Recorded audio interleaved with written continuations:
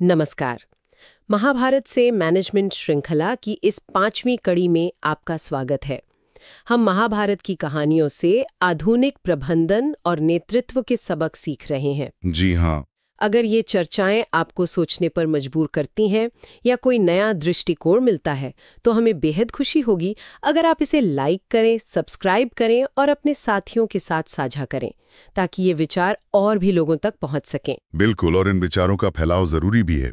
पिछली बार हमने धृतराष्ट्र के नेतृत्व की बात की थी, कैसे उनकी मोहग्रस्त दृष्टिहीनता, जो सिर्फ शारीरिक नहीं थी बल्कि नैतिक और विवेक की भी थी, वो कुरुक्षेत्र के महाविनाश का एक बड़ा कारण बनी। हाँ, वो काफी अहम चर्चा थी। आज हम कहानी के दूसरे पहलू को देखेंगे। एक ऐसे चरित्र पर ध्यान केंद्रित करेंगे जो धृतराष्ट्र के, आप कह सकते हैं, बिल्कुल विपरीत थे, विदुर।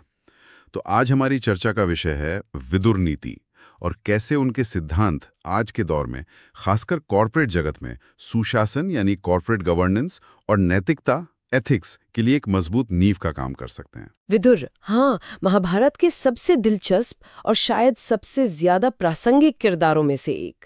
चलिए थोड़ा उनके बारे में जानते हैं। वो महर्षि व्यास और एक दासी के पुत्र थे। जी। इसका मतलब शाही खून होने के बावजूद तकनीकी तौर पर वो हस्तिनापुर के सिंहासन पर दावा नहीं कर सकते थे, है ना? सिंहासन से इस दूरी ने शायद उन्हें एक अनोखी वस्तुनिष्ठता दी, एक ऑब्जेक्टिविटी। ये बहुत महत्वपूर्ण बिंदु है। सत्ता की सीधी दौड़ में शामिल न होने के कारण विदुर का ध्यान हमेशा राज्य के हित, न्याय और धर्म पर केंद्रित रहा। उन्हें हस्तिनापुर के दरबार में मंत्री और प्रधानमंत्री जैसा ओहदा हासिल था, लेकिन उनका सम्मान पद से ज्यादा उनके ज्ञान, उनकी नैतिकता, उनकी न्यायप्रियता की वजह से था। सही बात है। धृतराष्ट्र भी उनका आदर करते थे, हालांकि जैसा हम देखेंगे उनकी सलाह मानने में अक्सर चूक जाते थे। और उनकी सलाह हमेशा खरी होती थी, बिना किसी लाग लपेट के, एकदम सीधी बात। वो विवेक की आवाज थे।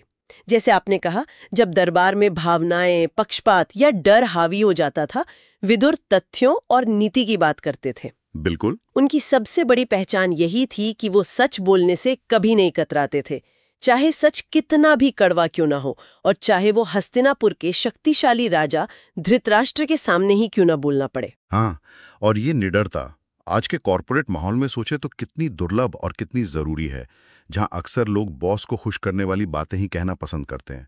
विदुर का साहस इस बात में था कि वो अप्रिय सत्य भी सामने रखते थे। कोई खास उदाहरण देना चाहेंगे? हाँ बिल्कुल।